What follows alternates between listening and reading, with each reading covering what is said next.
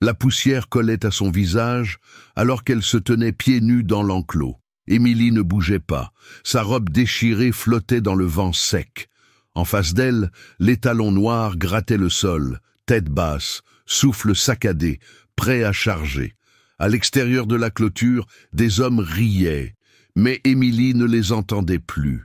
Elle ne voyait que les yeux de l'animal, et pendant une seconde, il ne semblait pas en colère. Il semblait effrayé. Ce matin-là avait commencé comme tous les autres. Émilie Moreau, 13 ans, s'était levée avant le soleil dans la cabane grinçante qu'elle partageait avec sa mère malade. L'air sentait le bois humide et la tisane à la menthe. Elle emballa le pain de maïs et les tranches de pommes qu'elle avait préparées la veille au soir, embrassa le front de sa mère et partit pour le village, pieds nus et l'espoir au cœur. Ruisseau Sec se préparait pour la vente annuelle de bétail, et des hommes riches, venus de villes lointaines, étaient arrivés avec des bottes brillantes et des rires encore plus sonores. Ils virent Émilie sur le bord de la route, son panier à la main, et eurent un sourire narquois, comme si elle faisait partie du paysage. Elle voulait juste vendre assez pour acheter les médicaments de sa mère. Mais le destin n'en avait décidé autrement. Ceci est une histoire de cruauté, d'instinct et d'un lien auquel personne ne s'attendait. Mais cet après-midi-là, quelque chose allait se produire dans cet enclos que personne n'aurait pu prédire. Le village de Ruisseau Sec n'était guère plus qu'un éparpillement de bâtiments autour d'une route poussiéreuse et d'un château d'eau qui ne fonctionnait plus correctement depuis des années. Pourtant, Émilie l'aimait. Elle aimait la façon dont la lumière frappait les champs de blé le matin, le son des criquets au crépuscule et l'odeur du pain de maïs qui refroidissait sur le rebord de la fenêtre. Sa maison se trouvait à l'extrême périphérie du village. Une masure en bois penchée, nichée contre un platane mourant. À l'intérieur, sa mère, Marguerite Moreau, passait la plupart de ses journées à tousser doucement sous une couverture délavée. Autrefois institutrice, Marguerite avait appris à lire à la moitié des enfants du village, y compris Émilie. Maintenant, ses mains tremblaient trop pour tenir un livre. Émilie prenait soin d'elle, cuisinait, nettoyait, vendait le peu qu'elle pouvait confectionner. Chaque matin, elle embrassait le front de sa mère avant de s'aventurer dans le monde, l'espoir en équilibre dans un panier d'osier. Ce jour-là, comme tous les autres, Émilie se rendit au village avec ses pâtisseries et une détermination tranquille. Mais en passant devant l'auberge, elle les sentit. 3 hommes en chemise impeccable et en bottes qui n'avaient jamais touché la boue. Charles Durand, Benoît Mercier et Colin Bonnet s'appuyaient contre leurs gros 4x4 noirs, comme si la route leur appartenait. Leur parfum la précéda. « Hé, ma jolie !» lança Charles, la voix suave et tranchante. « Abbott, tu vends des cailloux dans ce panier ?»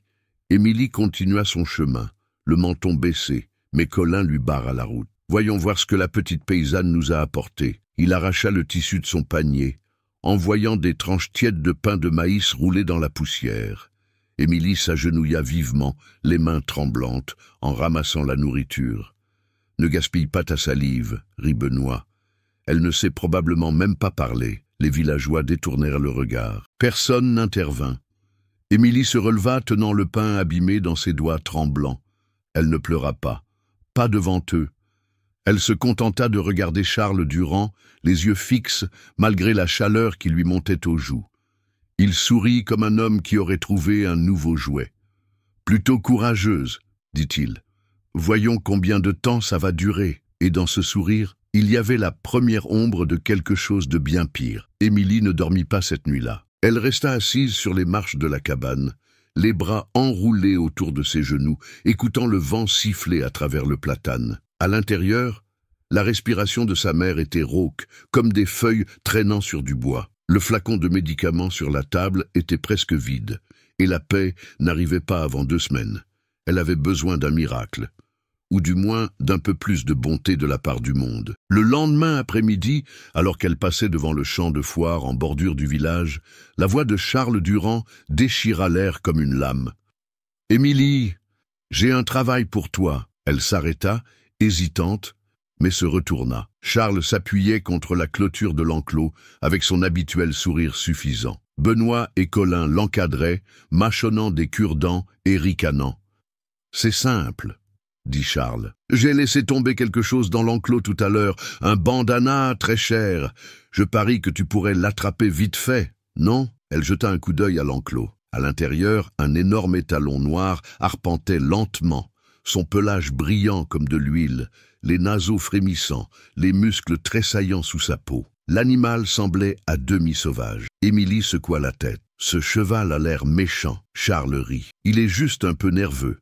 La clôture est solide. Il ne s'approchera pas de toi. Un aller-retour, 10 secondes. On te paiera même pour ça. Elle hésita. La pensée de l'argent, les médicaments, le visage de sa mère, pâle et fatigué. Ce n'était qu'un bout de tissu. Juste quelques pas. D'accord, dit-elle doucement. Benoît ouvrit la barrière. Vas-y alors. Elle entra, sentant l'air changer. L'étalon cessa de bouger. Ses oreilles pivotèrent vers l'avant. La barrière claqua derrière elle avec un bruit métallique qui résonna sur le terrain vague. « Quoi ?» Elle se retourna. Les hommes riaient. Benoît leva son téléphone. « Dépêche-toi de le prendre, ma jolie. Il n'aime pas les visites. » Le cœur d'Émilie battait à tout rompre.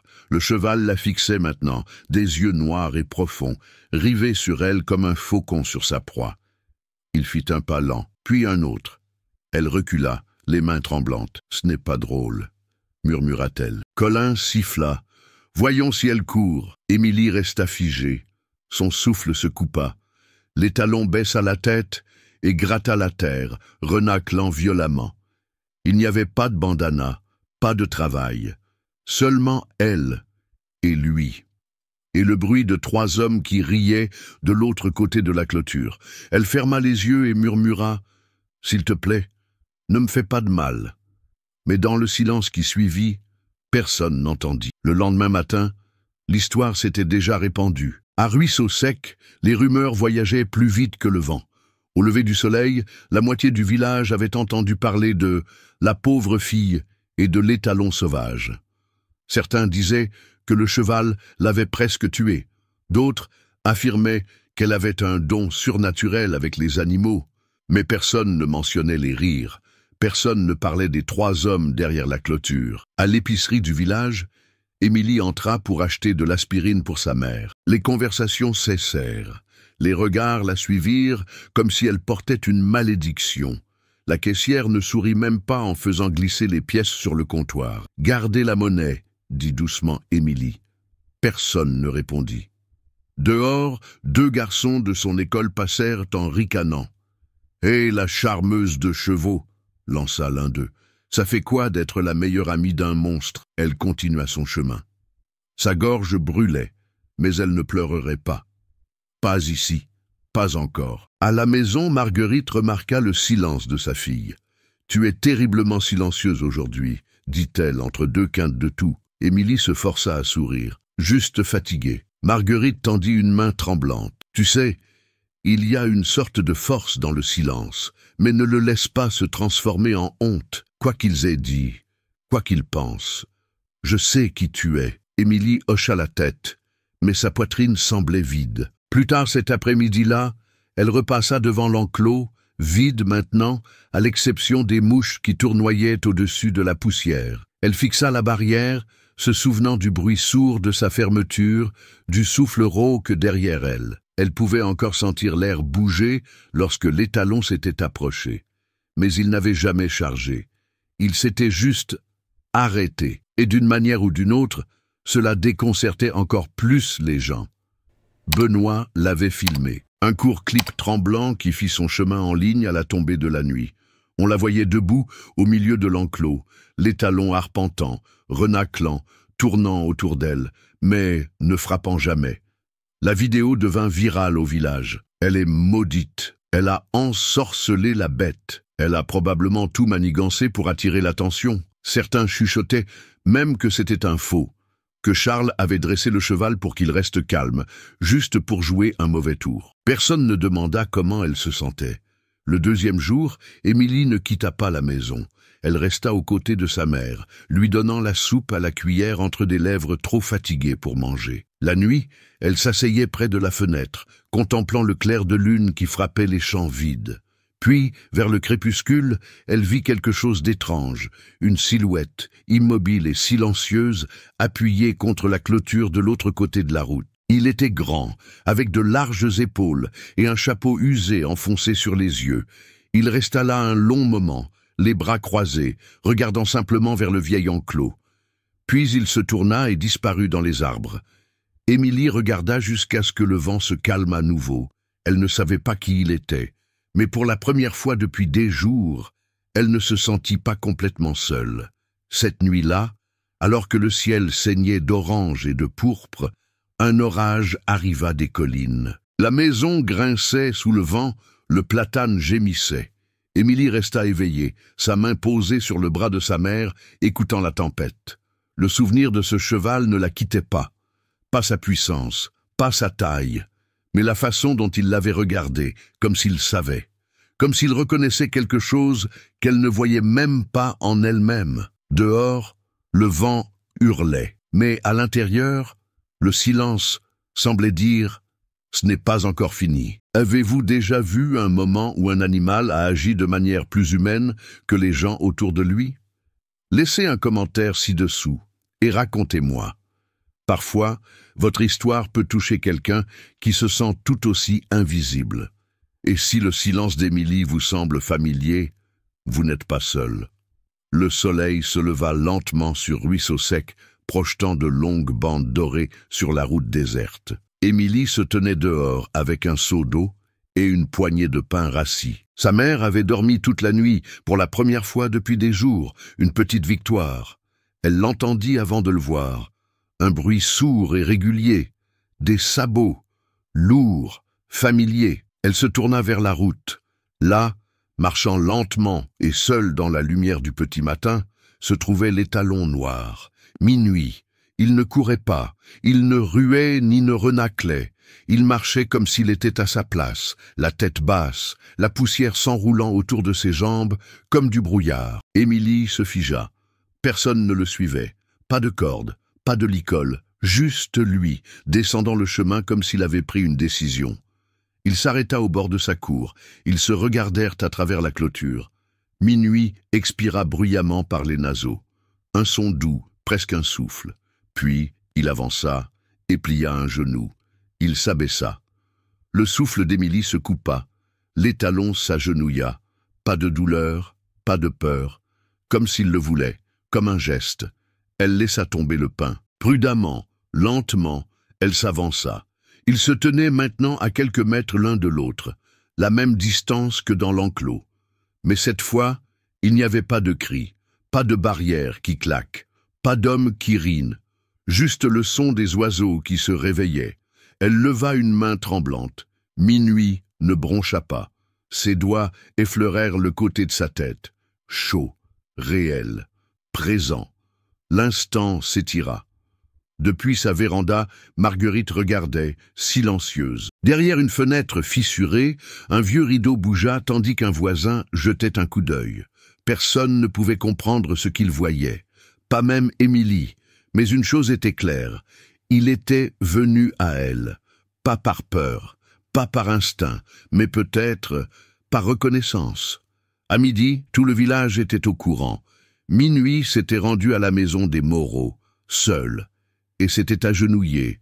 Certains disaient que c'était un subterfuge. D'autres chuchotaient à propos d'esprits, de présages, de choses qui n'étaient pas censées être comprises. Mais la plupart restèrent simplement silencieux. Walter Lambert, non. Il frappa à la porte des Moreau le même après-midi. Un homme grand, en bottes usées et veste en jean, la peau tannée par le soleil et le silence. Émilie ne le connaissait pas, mais lui la connaissait. « C'est vous la fille ?» dit-il simplement. « Celle de l'enclos. » Émilie acquiesça. « J'ai travaillé avec des chevaux plus longtemps que vous n'avez vécu, » continua-t-il, le regard ferme. « Cet étalon, il a du sang sur les sabots. Il a projeté des hommes par-dessus des clôtures. Mais devant vous, il s'est incliné. » Elle baissa les yeux. « Je n'ai rien fait. C'est pourquoi c'est important, » dit-il. « Vous ne l'avez pas forcé. Vous n'avez rien demandé. Vous étiez juste là. » Walter marqua une pause, puis sortit une petite bourse en cuir de sa poche. À l'intérieur se trouvait un sifflet en argent et un court morceau de corde nouée. « Si vous êtes prête à apprendre, dit-il, je vous enseignerai. Non pas à le contrôler, à le comprendre. » Émilie ne parla pas tout de suite, mais sa main se referma sur la corde. À partir de ce jour, Émilie se rendit au pâturage de Walter, juste à l'extérieur du village. Minuit la suivait. Pas de selle, pas de bride, juste une présence. Walter lui montra comment se déplacer sans parler, comment lire le frémissement d'une oreille, la contraction d'un muscle. Il travaillait en silence, et Émilie recommença à sourire. Les gens commencèrent à le remarquer. Tout le monde n'était pas ravi. À l'auberge de Ruisseau-Sec, Charles Durand sirotait un whisky importé pendant que la vidéo d'Émilie et Minuit passait sur l'écran fissuré du téléphone de quelqu'un. « Elle se prend pour une dresseuse de chevaux maintenant ?» marmonna-t-il. Colin haussa les épaules. « Le village est obsédé. On dit que le vieux la soutient pour le défi de la fête de la moisson. » Charles rit froidement. « C'est la meilleure. Cet étalon est interdit de compétition. Il est dangereux. » Benoît se pencha. Elle attire l'attention, la vraie attention. Même ton père a posé des questions à son sujet. Ce fut la goutte d'eau. Pour Charles, l'humiliation n'était pas seulement une ecchymose, c'était une blessure. Et Émilie Moreau était devenue une épine dans son orgueil. Alors il élabora un plan. Une semaine plus tard, des prospectus pour la fête de la moisson furent affichés partout dans le village. Épreuves équestres, jugements de bétail et une addition de dernière minute, un événement défi, avec un prix assez important pour attirer des professionnels d'autres comtés. Ce que personne ne savait encore, c'est que Charles avait inscrit un nouveau cheval sous le nom de son cousin.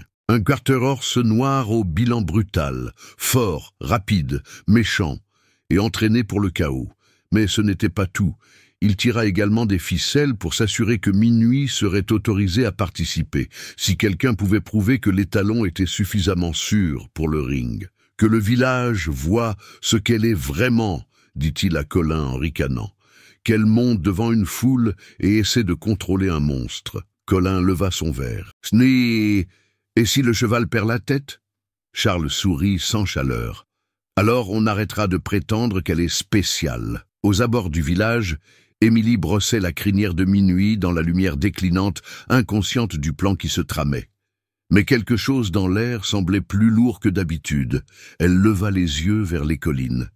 Et au fond de sa poitrine, elle sut. Il n'en avait pas encore fini avec elle. Le matin de la fête de la moisson était vif et lumineux, avec un vent qui transportait la poussière et l'anticipation à travers le champ de foire. Des bannières claquaient, des enfants couraient après la barbe à papa, et des haut-parleurs crachotaient de la musique country sur la foule. Mais Émilie n'entendait rien de tout cela.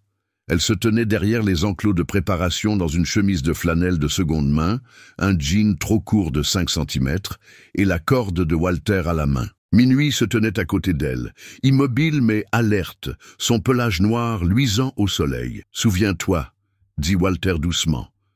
Il ne suit pas les ordres. Il suit la confiance. Émilie hocha la tête une fois. Charles passa, affichant son sourire étudié. « Je ne pensais pas que tu viendrais. » Elle ne répondit pas. L'événement fut annoncé par les haut-parleurs, une démonstration ouverte de contrôle et de confiance entre le cavalier et le cheval.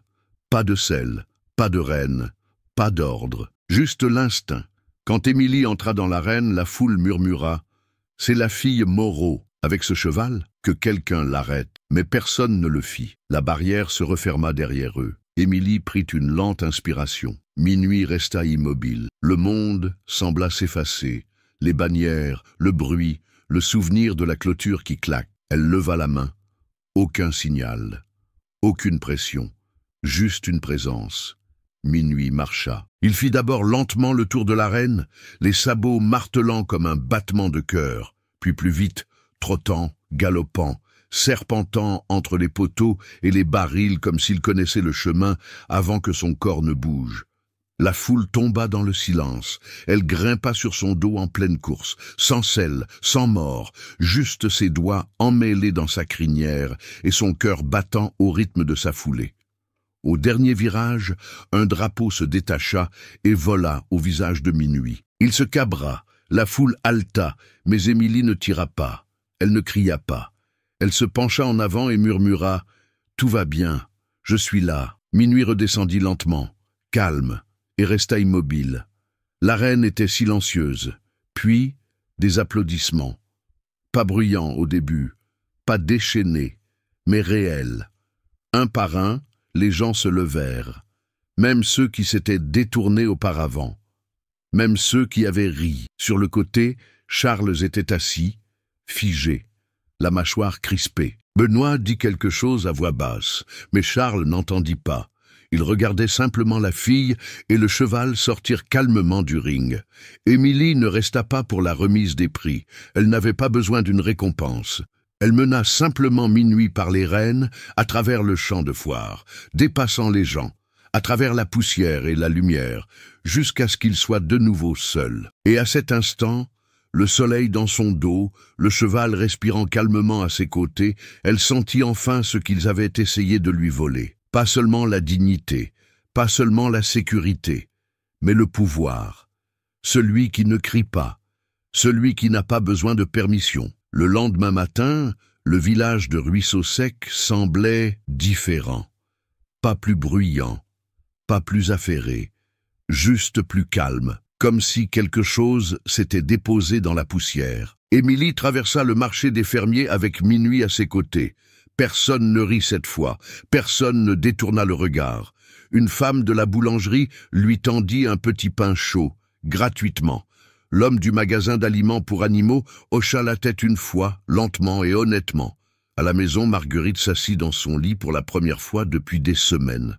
Ses mains tremblaient encore, mais ses yeux étaient fermes. « Je t'ai vu », murmura-t-elle. « Il t'a écouté. » Émilie sourit et posa le ruban, froissé et poussiéreux, sur la table de nuit. Pas pour la victoire, pour la preuve. Walter passa cet après-midi-là avec une selle. Vieille, craquelée, mais solide. « Elle est à toi maintenant », dit-il simplement. « Tu l'as méritée. » Elle ne demanda pas ce qui viendrait ensuite. Elle le savait, c'est tout.